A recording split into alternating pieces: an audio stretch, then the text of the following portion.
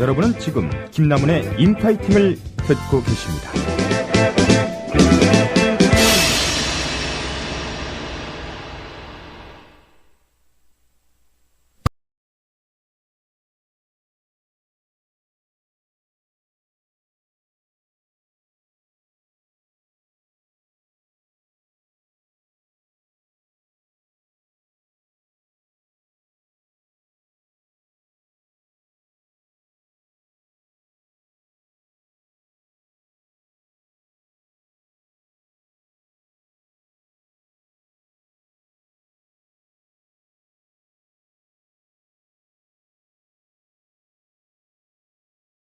문제는 그 다음이에요. 저희 집은 저를 포함해 5남매인데 조의금 배분 문제로 한바탕 난리가 나고 말았습니다. 얼마 전에 다 같이 모여서 계산해보니까 조의금이 5천만 원쯤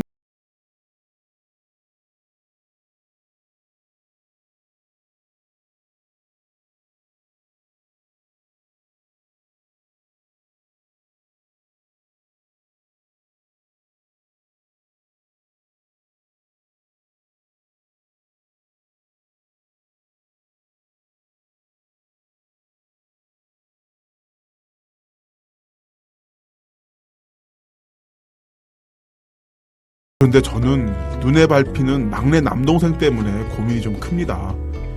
열심히 산다고 사는데 일이 어찌도 그렇게 안 풀리던지 이제 40을 넘긴 막내가 무려 빚이 2억이나 있습니다. 저는 남은 조의금을 막내한테 다 주자는 입장이에요. 나머지 형제들은 사실 당장 먹고 사는 일이 그렇게 빠듯할 정도는 아니거든요. 그런데요, 이놈들이 돈 앞에서 어찌나 흉악해지는지 모르겠습니다. 세상에 둘째 놈은 며칠 전에 술에 취한 채로 막내한테 전화를 해서요, 이제 도리 좀 하고 살아라. 네가 집안에 뭐 기여한 게 있다고 혼자 조의금을 다 해먹으려고 그래? 이런 식으로 생난리를 피웠다고 하네요. 셋째랑 넷째는 요즘 틈만 나면 저희 집에 들이닥쳐서는 어머님 살아계실 때부터 따지면 누가 고생을 제일 많이 했느냐고, 오빠가 뭔데 형이 뭔데 그 돈을 마음대로 막내한테 주느니 마느니 하느냐고 따지고 듭니다. 이놈들요, 지금 살펴보니까 여차하면 소송이라도 될 기세더라고요. 막내놈은 이런 상황을 보면서 속이 상했던지, 형님 저 때문에 마음고생하지 마시고요, 그냥 순리대로 나눠 가지세요. 저야 뭐 어떻게든 되겠죠. 이런 메시지를 남기더니 연락을 안 받아요. 운이 좀 없어서 그렇지 정말 착하고 마음 깊은 녀석인데 얼마나 고민이 컸을까 싶어서 마음이 아픕니다. 돌아가신 아버지 떠올릴 면목도 없네요. 지혜롭게 산다는 거, 이거 정말 어려운 것 같습니다. 어쩌는 게 좋을까요?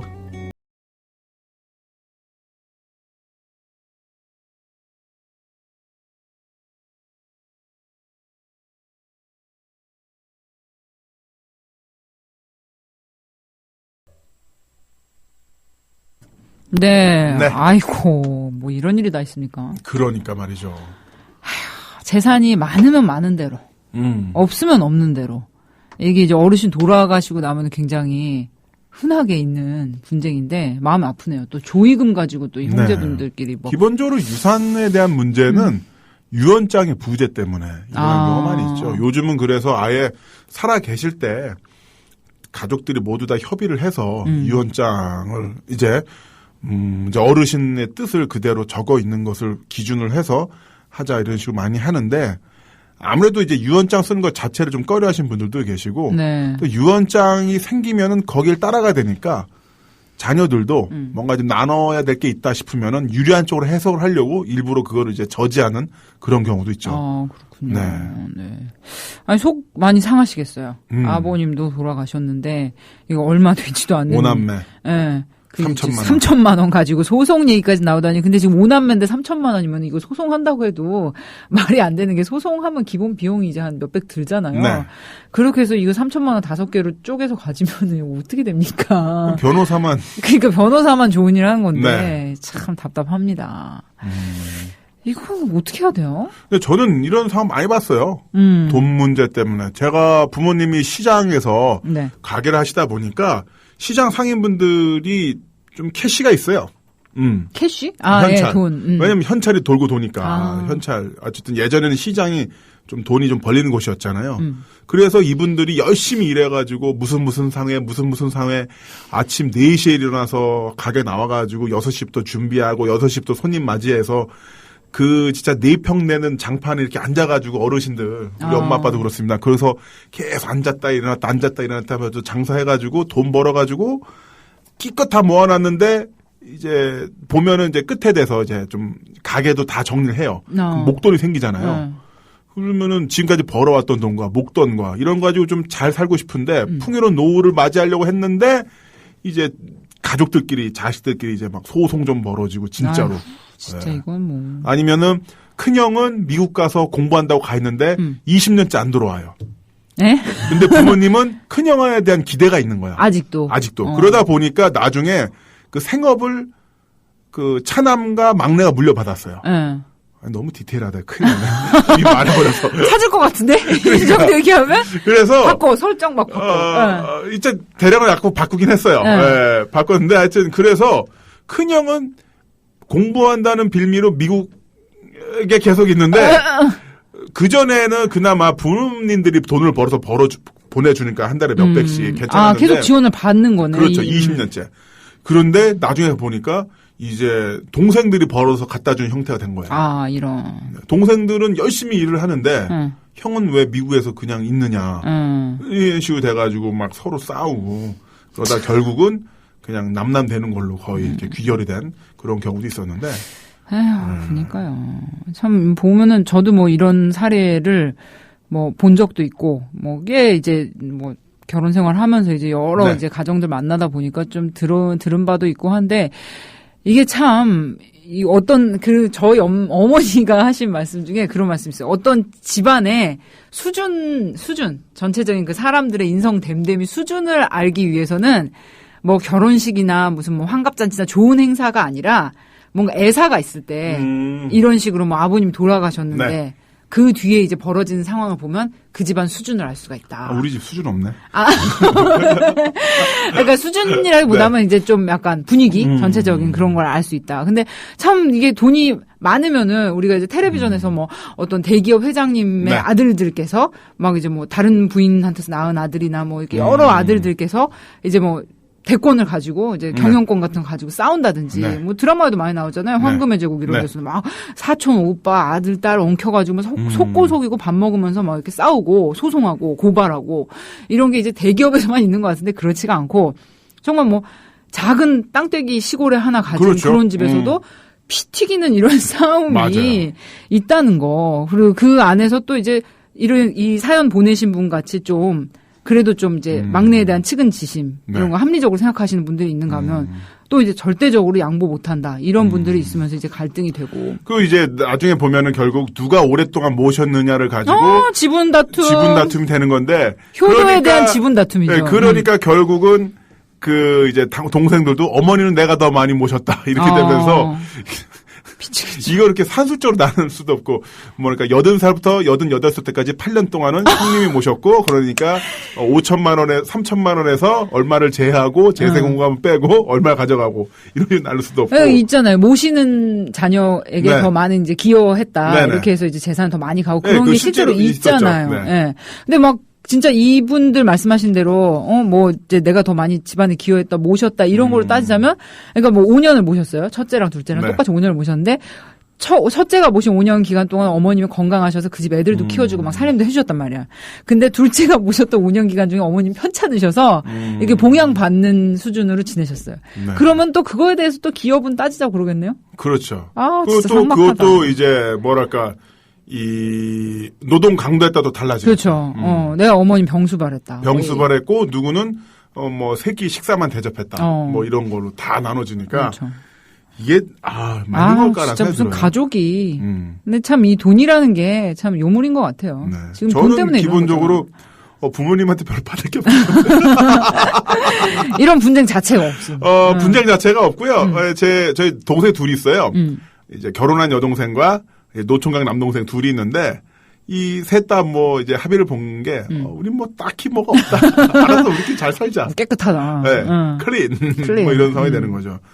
참. 네, 속상하실 것 같아요. 네. 근데 또 막내분이 이렇게 나이 40 초반에 2억이라는 빚을 지고 계시니까. 제가 30 중반에 1억 빚이 있었는데, 혈압 올랐어요, 진짜.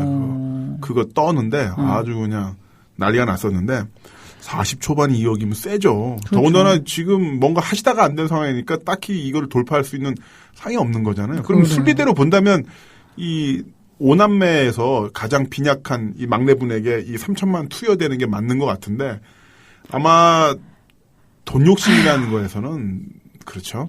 그러니까 뭐 무슨 굉장히 많은 재산도 아니고 네. 이런 게다가 이게 무슨 뭐 아버님이 벌어서 남겨놓으신 유산도 아니고 지금 아버님 돌아가셔서 이제 조의금. 슬프다는 그건데 네. 그걸 가지고 참 어떻게 될까요? 그럴 말씀이 없네요.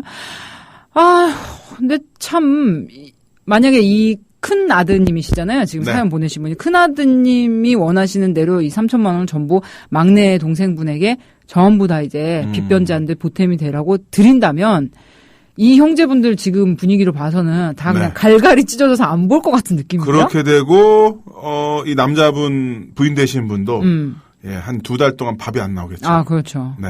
이제 막 흰밥에 막 무김치 하나만 나오고 막 그런 상황? 김치도 안 나올 것 같아요. 그거까지도? 밥만. 온리 밥만? 하얀 밥만? 하얀 밥과 이제 수돗물 말아서 먹어라. 아리수. 몸에 좋아요, 아리수. 네. 그러니까요. 그렇게 좋게 하시려고 하신다면은 형제간이나 부부간에 사이만 더 나빠지실 것 같고. 근데 그렇지 않고 이제 골고루 이 3천만 원을 n분의 1로 해서 나누자니. 그러면 600만 원씩인가요? 그렇네요. 근데 600만 원씩 나눠도 각자 좀 더 많이 가져가야 된다는 입장이잖아요. 그렇죠. 지금 막 우리가 더 많이 모셨네, 안 모셨네, 뭐 네가 집안에 한 게 없네 이러니까 이거를 그럼 어떻게 해? 네가 더 많이 모셨으니까 넌 1,000만 원 갖고 내가 400 갖고 뭐 이렇게 한 거야? 깨알 같다.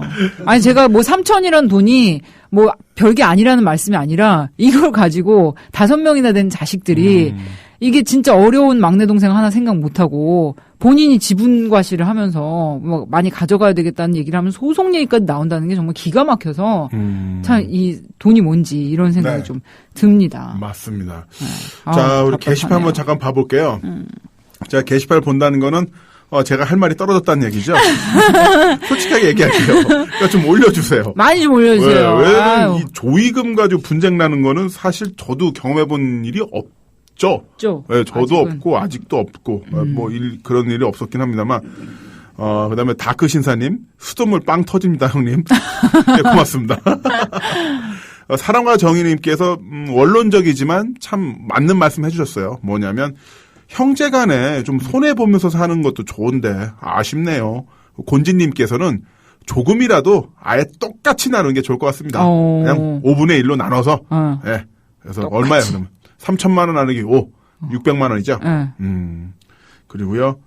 뭐 이렇게 좀 올려주셨는데 참 저도요 그냥 기본적으로 그냥 n분의 1로 퉁치는 게 나을 것 같아요. 그러니까요. 그게 그나마 분쟁을 줄일 수 있는 방법일 네. 것 같습니다. 그래서 정말 이야기하시면서 그런데 똑같은 600만 원이라도 형제분들한테 말씀해 주세요. 이제 막 가장 큰 형님 되신 분께서 사연 보내주신 분께서 똑같은 600만 원이라도 막내한테 600만 원 더 큰 의미가 있을 수 있다. 그러니까 우리가 조금씩이라도 좀 도와줄 수 있는 만큼만 도와주자라고 하면서 뭐 단돈 얼마라도 본인께서 이제 뭐 자신의 600만 원에서 100만 원을 떼어서 준다든지 이런 식으로 해서 좀 도움을 유도하는 형태로 가는 게 그나마 집안의 어떤 형제의 어떤 그 타이틀을 유지할 수 있는 방법이라는 생각도 들고 형제의 타이틀을 유지해. 네. 그런데 여기서도 한번 생각을 해봐야 되는 게 정말 친하게 지낼 필요가 있을까? 라는 생각도 그런 형제들과? 저는 사실 제 남동생과 여동생 이런 식으로 나눈다 하면은 저는 안 봐요. 전 마흔 넘어서 만약에 부모님이 살아계신 동안에는 제 동생들과 친하게 지낸 척 할 수도 있습니다만은 저는 보고 싶은 생각이 없어요. 겨우 그러니까 3천만 원에 3억 30억이라고 해도 돈 때문에 이런 식으로 나온다 그러면은 나 니들 다 가져. 그거 저는 그냥 빠질 생각이에요. 왜냐면 나는 내 인생 꾸리기도 힘들고요. 내 가족들 내가 좋아하는 사람들과 사는 것도 어려운데 내가 왜 이 분쟁에 내가 끼어들어라는 생각을 갖고 있고 저는 정말 그럴 생각이에요. 그리고 저는 실제적으로도 약간 조금 개인적인 얘기인데 친척분들이랑 별로 사이가 안 좋아요. 저는 싹 다 정리를 했어요 나름. 추석 때도 살짝 언급하시. 네, 근데 굳이 내가 별로 내가 좋아하지 않는 사람들과의 삶을 영위하기 위해서 친한 척하면서 살아야 되는가? 라는 것을 이제 고민했었고 그에 대해서 몇 년 전에 내린 결론이 나는 나한테 잘해주는 사람에게 나이스하게 가자. 이런 걸로 이제 결론을 내렸어요. 그래서 저는 그 결론대로 따라가고 있는 건데 한번 그것도 생각해보면 좋을 것 같아요. 정말로. 우리가 이 같은 유전자 풀을 공유한 거 외에 정말로 정서적으로 동일한 가치관을 유지하고 있는가. 그래서 내가 정말로 이 사람을 도와야 되는가. 라는 거에 대해서도 뭐 생각을 해보시는 것도 좋을 것 같아요. 네. 참 그게 가족이라는 게 우리가 이제 흔히 막 가족이 가장 중요하다. 이제 인생의 최상의 가치가 돈이 뭐가 중요하냐, 가족이 중요하지 이런 말 흔히 잘하잖아요. 그거는 사실은 예전부터 기득권 세력 입장에서는 그냥 제가 생각하는 거는 가족이 소중하다는 가치가 어떤 그 사회에 있어서 최소 구성 요소를 제한하고 규격화시키는 게 본인들이 갖고 있는 기득권을 공고히 하는데 너무나 도움이 되거든요. 어려운 말씀. 어려운 말인데 하고 후회하고 있어요. 뒷감당이 안 돼서. 이걸 어떻게 설명할까? 그냥 입에서로 넘기세요. 홈플레이어 입에서. 네. 무슨 말씀인지 조금 이해를 하겠는 게 이제 가족이라는 게 정말 이제 사회 최소 구성단위잖아요. 요즘 그렇죠. 말씀하세요. 네. 요즘 텔레비전 보면은 가족을 주제로 한 프로그램들 예능 드라마 많이 나오고 있는데 아빠 어디가? 네, 저는 그런 것을 볼 때마다 자신의 가족, 자신의 집안에 있는 사람들에게만 신경 쓰다 보다면은 자연스럽게 공동체 전체의 아픔 또는 가족의 희생을 담보로 한 어떤 커다란 그 진보, 혁신 이런 거에 대해서 희생을 담보로 했다는 표현보다는 내가 그쪽을 위해서 희생을 하다 보면 결국 가족한테도 여파가 미치잖아요. 이런 걸 못하게 되거든요. 그러니까 결국은 착하지만 자기 집만 생각하는. 네. 열심히 일하지만 자기 집만 생각하는 그런 사람이 많아질수록 사실은 좀 더 많은 돈과 좀 더 많은 권력 갖고 있는 사람들은 세상 살기가 좋죠. 네. 원만한데 내 새끼 내 식구만 그렇죠. 최고야. 만약에 일제 강점기 때 독립군 운동하셨던 분들이 그분들은 결국은 본인들이 그렇게 함으로써 자기 가족들이 엄청난 데미지를 먹었잖아요. 근데 그 당시에 친일파했던 분들도 너무 막나는 얘기는 하지만은 그냥 다 집안에서 착한 남자였을 거예요.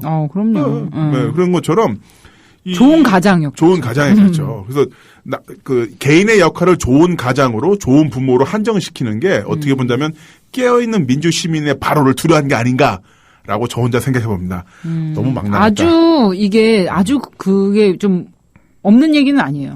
네, 그런 측면이 있다는 걸 좀 이해를 하고 약간 저는 그래서 이게 좋아요. 이런 아빠 어디 가나 이렇게 나무님 얘기하고 연결이 되는 건데 또 이렇게 추성훈 씨 나와가지고 너무 사랑스러운 아기랑 나와서 이제 가족의 이런 사랑스러운 모습, 소중한 이런 가치 이런 거 일깨우는 그런 방송 너무 좋은데 그런 경향이 있어요. 지금 전반적으로 방송 쪽에서 다 굉장히 회고적이고 어르신들 나와가지고 시월드라든지 옛날에 우리가 포항제철하고 잘 나갔다 요런 거 다큐멘터리의 주인공은 기업가, 드라마 주인공은 경찰, 검사, 공무원. 그렇죠. 토크쇼의 주인공은 시어머니 이런 식으로. 예능의 주요 소재가 군대. 그리고 가족. 네, 이런 식으로 그런 가치들은 그래서 너무 나갈 수도 있는데 아무튼 좀 그런 전체적인 경향이 약간 염려스러운 건 있어요.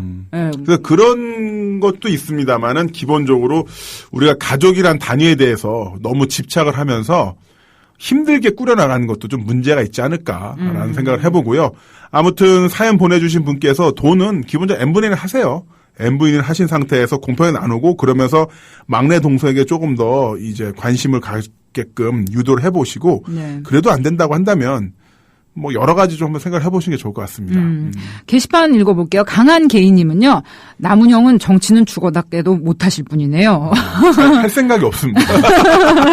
할 시간이 없습니다. 그리고 만혜님께서 이런 글을 올려주셨어요. 조의금, 부의금 이런 건 이웃들과 십시일반 아닌가요? 조의금 내신 분 출처 확인해서 누구 앞으로 들어왔는지 확인해서 더 가지고 싶다는 형제분들은 그분 앞으로 들어온 조의금 드리고 그렇지 않는 분께는 동생분께 드리는 것도 좋을 듯한데요. 자금 출처를 명확히 하자. 뭔가 말 되네요. 네. 그리고 슬픈 인생님께서 얼마 전 저희 아버님이 돌아가셨어요. 네. 아버님이 돌아가신 후 저희들은 제일 어려운 큰 누이에게 조의금을 모두 드렸습니다. 얼마 되진 않았지만 큰 누이도 감사해하시며 형제 누이 간의 사이도 돈독해지고 좋았습니다. 이 돈은 어차피 없는 돈이 생겨서 문제가 네. 발생한 일이니 좀 양보하시면 더 큰 게 돌아올 겁니다. 저도 얼마 전에 그 남성연대 성재기 대표 네. 그분 이제 장례식 가지고 저도 조의금을 냈거든요. 근데 그분이랑은 저랑은 토론 프로에서 만날 뻔했었는데, 끝장 토론인가 만날 뻔했는데 제가 일정이 안 맞아 못 갔어요. 그래서 뭐 별다른 일면식은 없었는데, 뭐 제가 그분의 어떤 삶의 방식과 사고 방식에 찬성한 건 아니지만 어쨌든 간에 한번 같은 스튜디오에 만나서 한 서너 시간 동안 열변을 티하면서 싸울 뻔한 상대였는데 그렇게 떠나시니까 너무 아쉬워가지고 인사드리고 이제 유족들에게 조금이라도 도움이 되게끔 이제 저기를 했었는데 나중에 가보니까 이게 좀 그 조의금 문제 가지고 배분 문제가 있더라고요. 그래서 보면서 저도 그거 보면서 정말 진짜 그거 가지고 진짜. 네. 그러니까 또 유족분이 계시고, 그러니까 뭐 제가 뭐 판단하긴 그렇지만, 그 당연히 돌아가신 분이 계시고, 그럼 뭐 빚변제를 하고 나서 뭐 남은 건 뭐 유족분들이 당연히 하시던 거고, 근데 그거 가지고 또 분쟁이 일어나서 뭐 타임라인이 한참 시끄러웠던 적이 있었어요. 그렇습니다. 그래서 글쎄요, 뭐 진영이라든가 뭐 이런 걸 다 떠나서 누군가 돌아가신 분이 있고 고인이 있다면은 고인 앞에서의 살아남은 사람들은 최소한 건강한 삶의 모습을 보여주는 게 최소한의 도리이자 최대 가장 좋은 고인을 보내는 방법 아닐까 싶습니다. 네, 맞습니다. 그러니까 아버님이 됐든 뭐 어디 대표가 됐든 누가 됐든 간에 좀 잘 사는 모습 보여주는 게 좋지 않나요? 그렇죠. 그 지금 이제 뭐 3천만 원 가지고 소송 얘기까지 하신다는 뭐 둘째, 셋째 이 형제분들 돌아가신 아버님 생각을 좀 해보세요. 그러니까요. 네? 3천만 원이요. 이제 아까 첫 번째 사연에서 나왔던 그 이제 출판사, 출판계 직원분. 50만 원. 50만 원이니까 1년 차액 600만 원. 그거 이 29살 직장 생활 50만 원씩 더 받아서 몇 년이 만들 수 있는 돈이에요. 왜 이게 3천만 원 가지고 말이야. 그 마음을 모르겠어요. 뭐 마음을 곱게 써야 복이 오는데 심지어 내 가족이고 더 나보다 약하고 어려운 사람이 있는데 이렇게까지 말씀을 하셔야 되는지 참 안타까운 면이 많습니다. 그리고 이제 가족이란 것도요. 저는 이 큰 장남이신 분께 좀 나무님이랑 약간 비슷한 생각을 말씀드리고 싶은 게 가족이라는 이유만으로 뭔가 강요받는 것들이 굉장히 많아요. 네. 그러니까 이건 말도 안 되고 부당하고 정말 어처구니가 없는 상황인데도 네가 뭐 형이니까 부모니까 딸이니까 아들이니까 가족이니까라는 이름으로 굉장히 강요받고 이게 부당하게 이렇게 되는 상황들이 많은데 어떤 게 있었습니까, 김선님이? 아니야.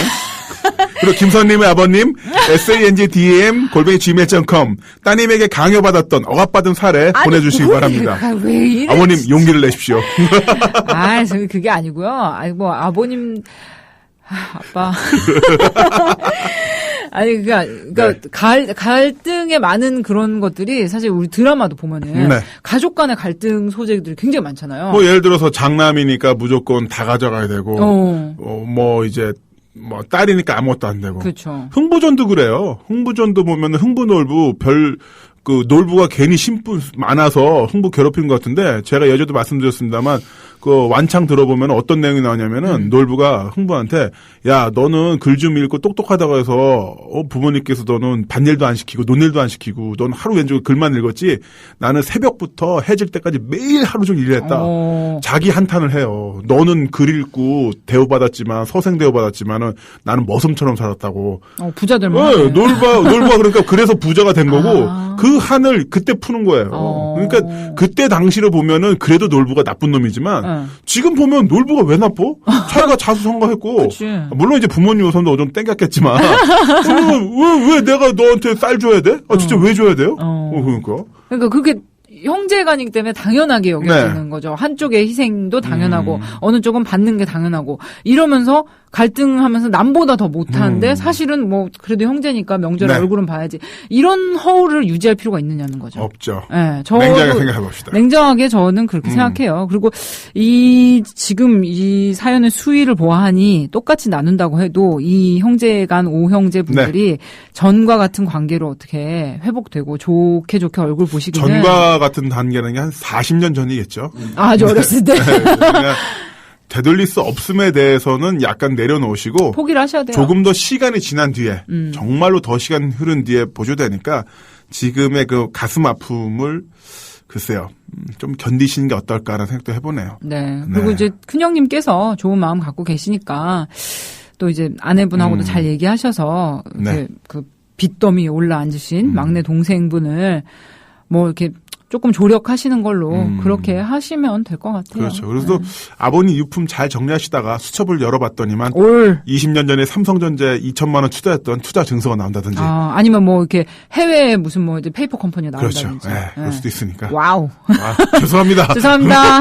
네. 잘못했습니다. 제가 잘못 던졌어요. 아무튼 용기 내시라고 박수 한번 쳐드릴게요. 힘내십시오. 힘내십시오. 네. 노래 한번 듣고 갈까요? 권용욱의 가족.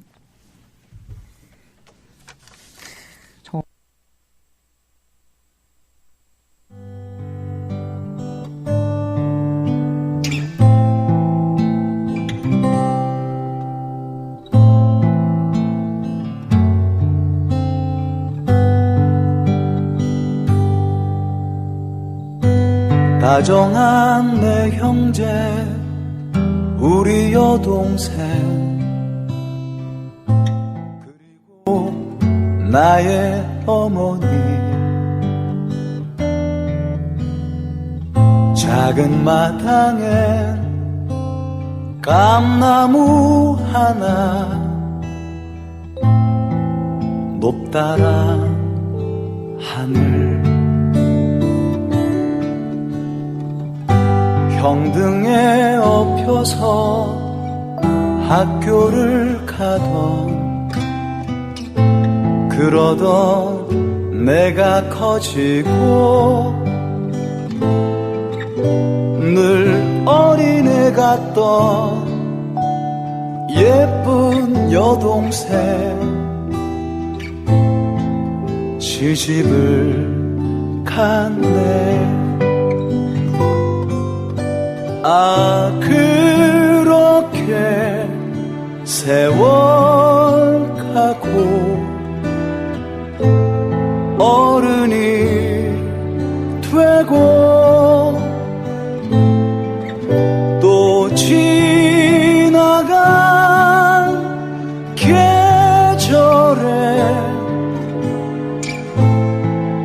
아이가 되고 힘든 날 저녁에 형을 만나서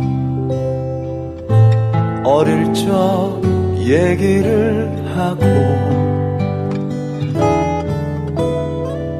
함께 있다는 세상만으로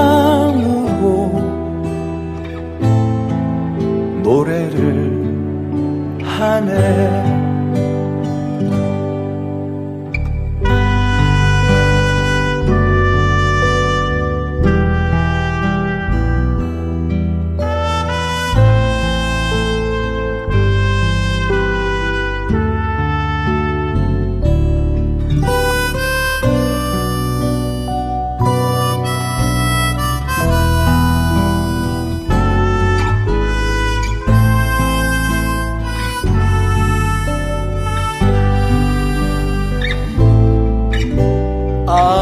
그렇게 세월 가고 어른이 되고 또 지나간 계절에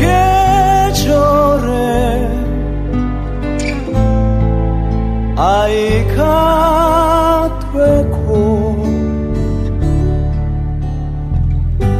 꽃들이 피어나 언덕에 앉아 지난 날 사진을 보면 가는 구름에 오는 계절에 입맞춤 하네. 가는 구름에 오는 계절에 입맞춤 하네.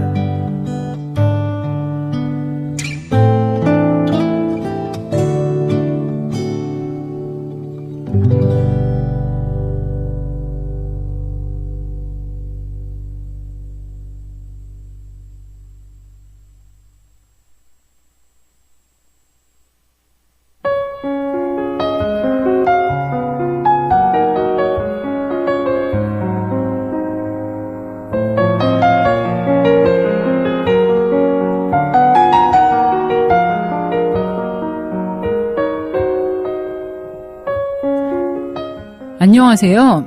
결혼 3년 차인 30대 중반 여성입니다. 아직 아이는 없어요. 3년을 연애한 끝에 결혼했고 결혼하는 과정에서 큰 어려움은 없었습니다. 그런데 막상 결혼 생활을 시작하니 생각지도 못했던 문제들이 터져 나오네요. 저와 아주 가까운 친구들은 그냥 포기하고 이혼하라고까지 합니다. 어떻게 이야기를 시작해야 될지 모르겠어요. 대략적으로 말씀드릴 수밖에 없을 것 같습니다. 1년쯤 전에 남편에게 여자가 있다는 걸 알게 됐어요. 그런데 실제로 그 여자를 만나서 뭔가를 하고 있는 건 아닌 것 같았어요. 남편이 주고받는 이메일과 엽서를 제가 우연히 확인하게 된 거거든요. 그 여자와 남편은 대학 때 사귀었답니다. 그 여자 쪽 부모님이 반대하셔서 결혼까지는 못했는데 서로 많이 좋아했었나 봐요.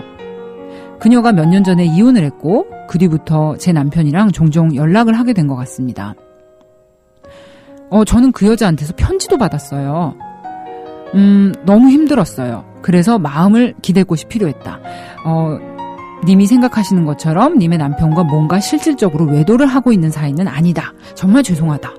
남편은 좋은 사람이니 한 번만 용서하시고 행복하게 사시길 바란다. 이런 내용이었어요. 물론 남편도 제가 알고 있다는 걸 알고는 울며불며 싹싹 빌고 아주 난리도 아니었습니다. 그래서 그냥 넘어갔어요. 살다 보면 누구나 그럴 수도 있겠지 생각했어요. 이런 상황을 겨우 추스르고 예전으로 돌아가려던 차에 이번에는 시댁이 저를 힘들게 하네요. 저희는 결혼할 때 결혼하고 5년쯤 뒤에 아이를 갖기로 약속했습니다. 그래서 아직 아이가 없는 거고요. 그런데 시부모님, 특히 어머님의 조급증과 의심이 갈수록 커져가시네요. 저희 둘 자리 좀 잡고 천천히 아이 가지겠다고 누차 말씀드렸지만 제가 우기고 남편을 경계해서 아이가 안 들어선다고 생각하십니다. 그러면서 너 혹시 불임은 아니니? 아니면 우리 아들한테 딴맘 먹고 있는 거 아니야? 이런 말씀까지 하시네요. 게다가 한동안 아이가 안 들어서도록 아예 시술 같은 걸 받은 건 아니냐면서 대놓고 무리한 의심을 하십니다. 산부인과까지 예약해 두시고서는 말이죠. 반강제로 저를 병원에 데려가신 일도 있어요. 게다가 툭하면 저희 집에 와서 열흘씩, 한 달씩 머물다가는 한량 같은 남편의 막내 동생. 도무지 중심을 잡지 못하고 그 사이에서 이리저리 제 눈치만 보는 남편. 저희의 결혼 생활 중에 아주 살짝만, 아주 정말 몇 가지 사례만 추려서 말씀드린 게 딱 이 정도입니다. 그런데 참 이상하죠? 그렇다고 저는 남편이 아주 싫거나 남편이 아주 나쁜 사람이라거나 또 무능하다거나 그런 건 또 아니에요. 저는 너무 혼란스럽습니다. 이게 제대로 된 결혼 생활인가 싶어서 많이 힘들어요. 그래서 남편한테 제안을 했죠. 우리 한 1년쯤 서로 떨어져 지내면 어떨까? 마침 제 직장에서 괜찮은 조건으로 지방 파견 근무 신청을 받기도 해서요. 그래서 그냥 심플하게 다시 한번 질문 드릴게요. 혼란스럽고 힘든 결혼 생활 1년 정도 별거하면 해결책이 될 수 있을까요?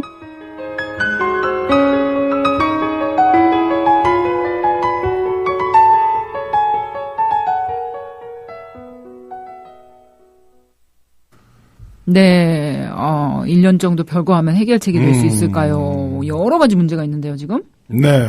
일단은 이제 시부모님의 이야기, 그 다음에 남동생의, 그 다음에 이제 구여친이라고 해야 되나요? 그렇죠. 네. 옛날 대학 시절에 만났던. 지금은 이혼해서 싱글이 되신. 네. 저는 종종 저도. 종종 저도? 연락을 받아요. 아, 구여친님들한테? 구여친이 될 뻔했던 분들. 아. 분들까지는 아니고 한 썸녀? 2명 정도, 2분한테 연락을 받아요. 한 명은 이제 다시 오셨고, 한 명은 이제 외국 갔다 오신 분. 갑자기 한 명은 결혼해서 갔다 오셨고, 한 명은 이제 외국을 갔다 오셨고. 그러니까 대부분 어디를 갔다 와요? 어디 갔다 온 사람들이 날 찾더라고. 그 나무님이 이렇게 약간 그런 맛이 있으신가 보다. 맛이 있어요? 아니, 맛이라기보다는 이렇게 커피를 딱 마셨을 때 처음에는 그냥 약간 쓴데, 먹어보니까 아로마가 막 피어나는 약간 이런. 죄송합니다. 네. 뭐야, 이 드립은. 제가 아까 보틀킵에서부터 제가 잘못 가가지고. 올맞어. 이해해 주십시오. 죄송합니다. 오늘 방송. 그래서, 연락이 와요. 왔었던 적이 있었고. 뭐래요? 연락 와서? 카톡, 줄때 페이스북. 야, 페이스북이 진짜. 무서워. 대단한 게, 친구 추천으로 어느 선가 누군가 뜨고, 나는 생각도 안 했었는데 누가 나를 팔로우하고 친구 추천하고 하다 보면은 저는 메시지 다 열어놓거든요. 그러면 와요. 뭐 이렇게 된 경우가 있었죠. 그렇죠. 저는 옛날에 그 페이스북 친구 추천으로 옛날 구남친의 누님께서 딱 뜨시길래 페이스북을 멀리하고 있습니다. 괜히 귀찮을 것 같아요. 그 자동 친구 검색 막아주면 돼. 그래요? 네. 약간 몰라요. 트위터밖에 몰라. 트위터하고 인스타그램밖에 몰라. 아무튼. 네, 그래서 그런 경우가 있었고요. 그 다음에 여기 나와 있는 집에 와서 한 달씩 머물다가는 한량 같은 남편의 남동생.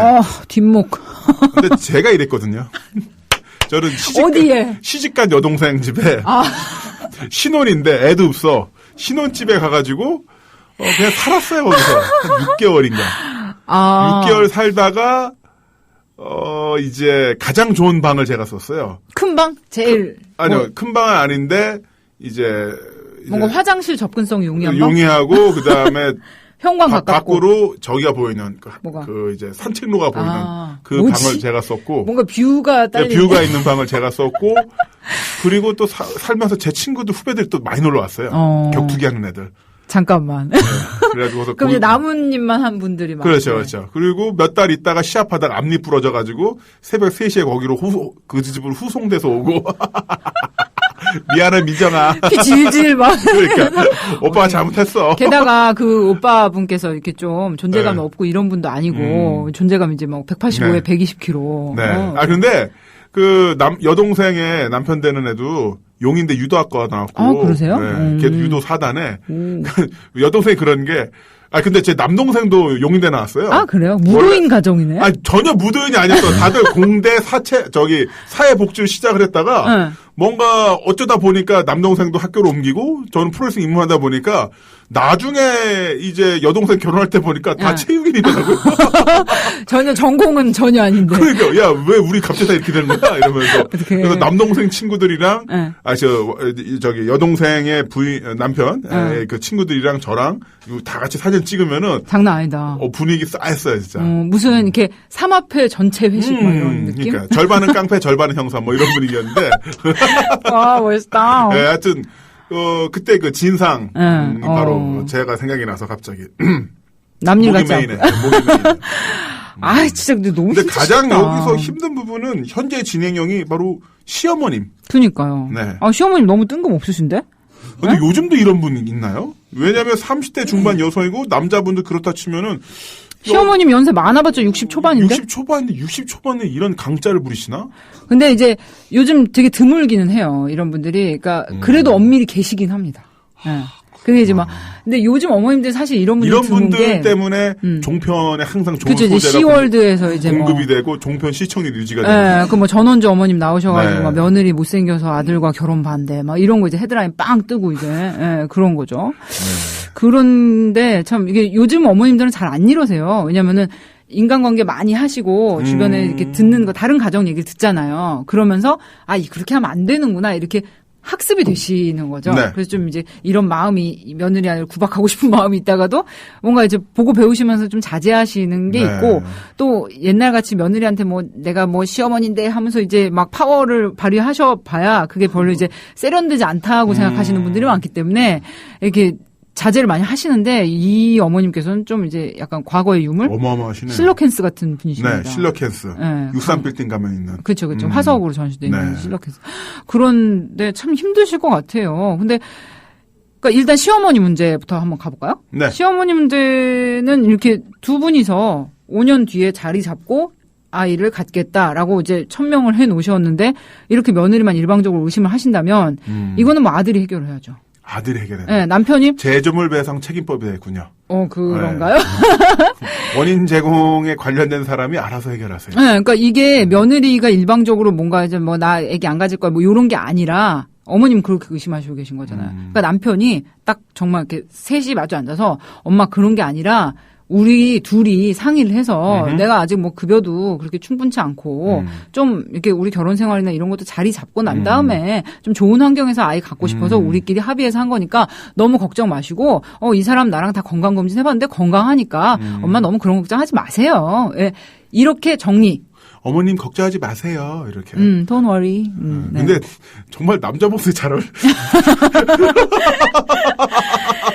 되게 나도 이게 뭐랄까요, 좀 믿음도 가고요. 신뢰감 팍 하죠. 그렇지 않아요, 김효진 PD? 네, 30대, 50대 중반 남자 목소리가 왜 이렇게 잘 되세요?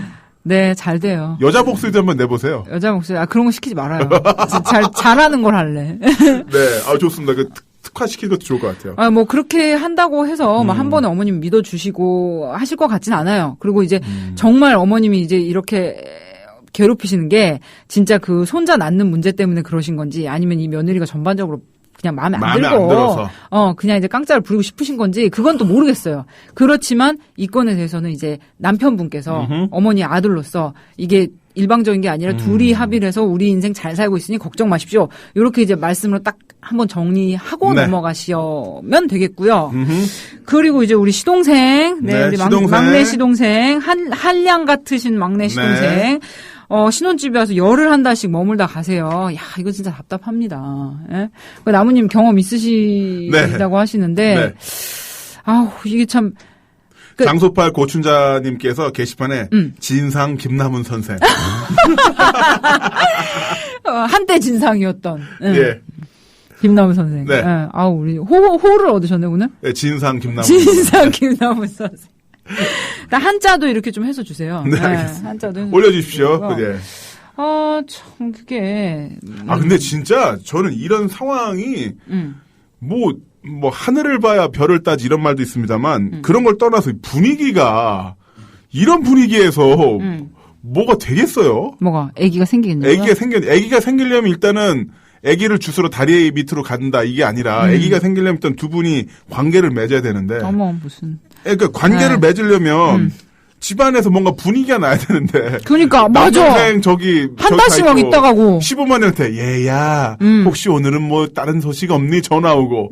막 산부인과 끌려가고. 이런 상황에서 뭔가 그렇네. 분위기가 되겠어요? 애기가 오다가도 가겠네요. 애기가 오다 해갖고 이런 상황에서는 여자분도 분위기가 안 나고 남자분도 분위기가 안 나고 그러면 당연히 이 관계가 이루어질 수가 없고. 네. 본질적으로 이게 환경이 안 되는데 마음이 편해야 베이비께서 오시지. 그러니까요. 안 됩니다. 자, 그래서 지금 여자분께서는 1년 별거를 생각하시는 겁니다. 1년 별거. 네. 1년 별거. 이거 일단 이 사안에 대해서 얘기해보죠. 1년 별거 정답일까요? 아닐까요? 별거 헤어진다. 그러니까 떨어져서 1년을 지내본다. 저는 이게 별거로 해결될 수 있는 문제는 이 건에 있어서는 아무것도 없다고 봅니다. 아무것도 없다. 네, 아무것도 해결되지 않아요. 1년 있다가 1년 금방이에요. 네. 저희가 이 방송을 8월 달에 시작을 했는데 네. 지금 뭐 상당히 했잖아요. 그렇죠. 박근혜 대통령께서 취임하신 지도 벌써 반년이 지나가고 있는데. 그것밖에 안 됐어. 좀 빨리 가고 있습니다. 천천히 가고 있습니다. 게다가 1년 떨어져 있는다고 해서 뭐 한량 같으신 막내 남동생께서 뭔가 이렇게 개심을 하고 형 집에 좀 출입을 자제해야 되겠다. 네. 이런 마음 먹으실까요? 노. 아예 형수님이 지방으로 1년 근무 가 계시면 막내 남동생께서 안방 차지하시고 친구도 불러가지고 맨날 파티하고 그러실 것 같은데요? 리모컨 이미 벌써 자기 선호 채널로 다 해놨어. 그치. 안 보는 채널도 삭제해놓고. XTM 뭐 이런 그렇죠. 거 해가지고 슈퍼 액션 다 설정해놓고. 그 김나무님 나오는 WWE 보고 막. FX 채널이죠. 매주 금요일 밤입니다. 스맥다운. 스맥다운 화이팅. 네. 그렇게 될 것 같아요. 게다가 이제 뭐 시어머님이 1년 내려가 있는다고 하면은 며느리가 그러면 이거 확신하시네. 너 애 갖기 싫어가지고 지금 우리 아들 내팽개치고 밥도 안 해주고 지방으로 내려가는 거지 나쁜 년아. 이러시 딱 좋은데요. 맞아요. 이 상황에서 1년 별거라는 것은 김치는 1년 묵히면 발효가 돼서 그건 묵은지라도 되지. 묵은지가 되지만은 이거는 그냥 이 상황은 부패죠. 그렇죠. 네. 그러니까 김치를 땅에 묻어야 묵은지가 되지 밖에다 꺼내놓으면 그냥 썩어요. 썩어버리는 거죠. 그래서 이 상황은 그냥 1년 별거는 부패로 이어진다.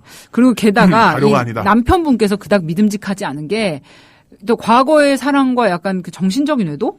뭐 외도라고까지 하긴 좀 무리가 있다고 손 치더라도 뭔가 이렇게 연락을 주고 받으면서 미심쩍은 그런 행동을 하셨단 말이에요. 네. 그런데 1년 동안 와이프가 지방근무로 내려간다. 쾌재지. 아싸. 그러니까 나 눈에서 이제부터 총각. 결혼 반지 빼고. 그러니까 이거는 그러니까 마음은 이해하겠어요. 이 여자분이 이렇게까지 1년 내려가서 근무하고 좀 떨어져 있어 보는 게 어떨까라고 하시는 마음은 이해하는데 이건 그냥 도피지. 이 상황에 대한 도피. 이 현실을 잊고 싶은 마음일 뿐이지 그렇게 떨어져 있는다고 해서 해결될 건 아무것도 없어요. 네. 그러면은 별거가 아니라 이 상태에서 결국은 당사자인 남편과 좀 더 많은 대화를 하면서 하나씩 정리를 쳐내가야겠네. 그렇죠. 일단은 남동생은 못 오게끔 네가 막아라. 막아라. 최소한 오더라도 한 달에 한 번 정도 와서 그래. 하루 이틀 있다 가는 걸로. 그죠. 양손 무겁게 좀 과일이라도 사들고 와서 비비든가.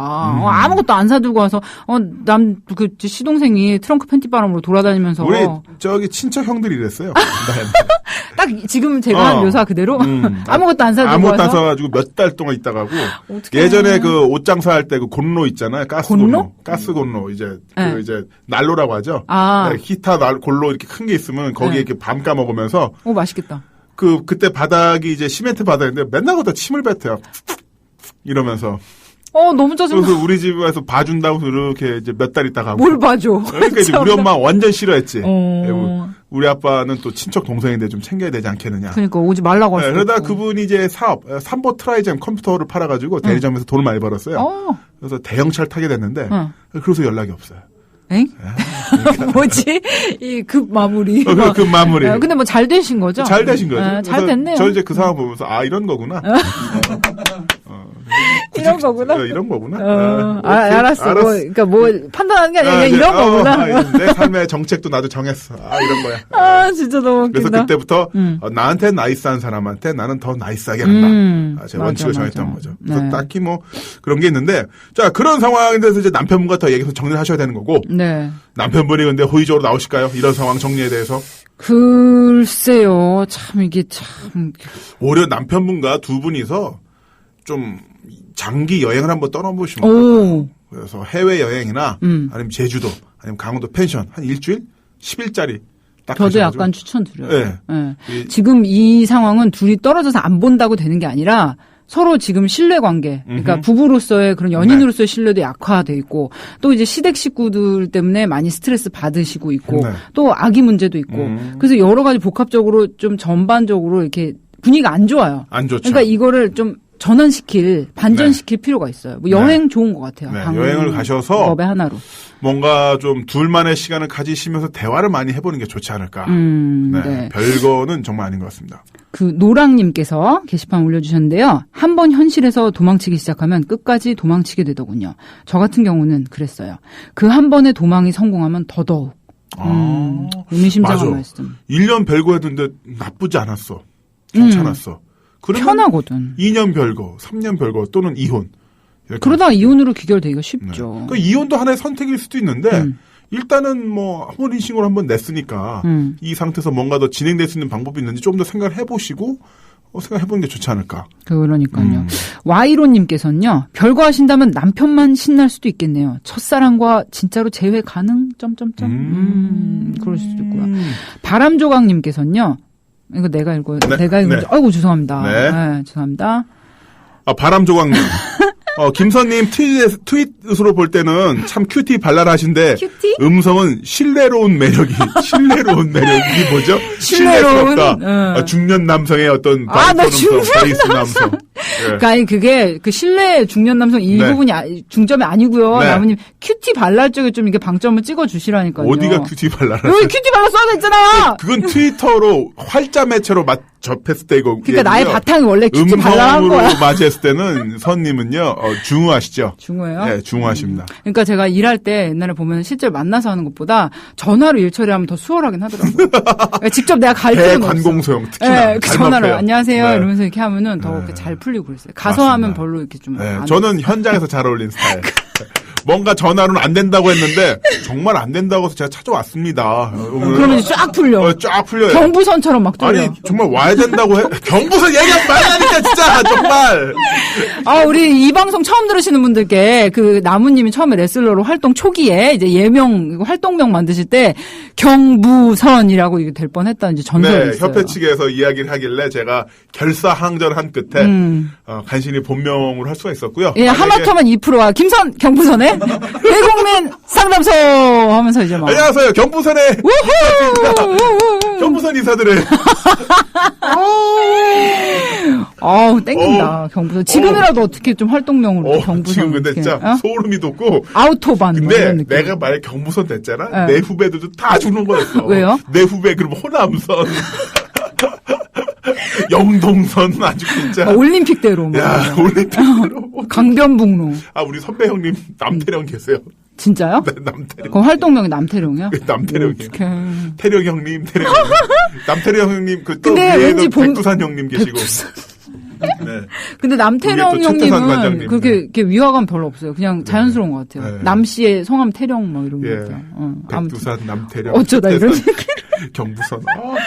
경부선 좋은데. 아닙니다. 그러지 마십시오. 우리 관계자분들 들으실라. 네. 네, 아무튼 1년 별거 하시면은 일단 마음은 편하실 것 같아요. 이 상황에서 벗어나실 수 있잖아요. 네. 시어머니나 뭐 이렇게 뭐 시동생이나 남편에 대해서 좀 안 보면은 사실 또 잊고 살 수 있잖아요. 네. 근데 그런 거 익숙해지시다 보면 정말 다시 이제 회복하려는 노력을 네. 좀 덜 하시게 될 수도 그렇죠. 있다는 거. 그리고 또 하나 별거라는 것을 어떤 사람과의 별거가 아니라 문제와의 별거라는 차원에서 남편은 데리고 가세요. 남편은 데리고 가되 지방으로? 예, 아니 그게 아니라 남편을 데리고 가되 그러니까 여행이죠, 제 말은. 여행을 가면서 지금 현재 둘러서는 문제들과 별거를 하면서 문제를 풀 수 있는 당사자로서 파트너로서 남편분을 신뢰하고 있고 일말의 희망이 있다면은 그 약 일주일 열흘 정도의 어떤 여행 기간을 통해서 어떤 실마리를 찾아보시고 만약에 그랬을 경우에도 아니다 싶으면 민키님 헤어지세요. 절단 민키님. 네, 절단 민키 딱 잘라버리는 우리 네, 절단 헤어지세요. 민키님. 네. 네. 그렇게 되겠죠. 그게 현명한 것 같고, 그러니까 그런 생각을 한번 해보라고 말씀드리고 싶어요. 이 두 분이 지금 굉장히 이 두 분의 부부 관계 사이에서 여러 가지 사건들이 이제 벌어지고 있고 벌어졌었잖아요.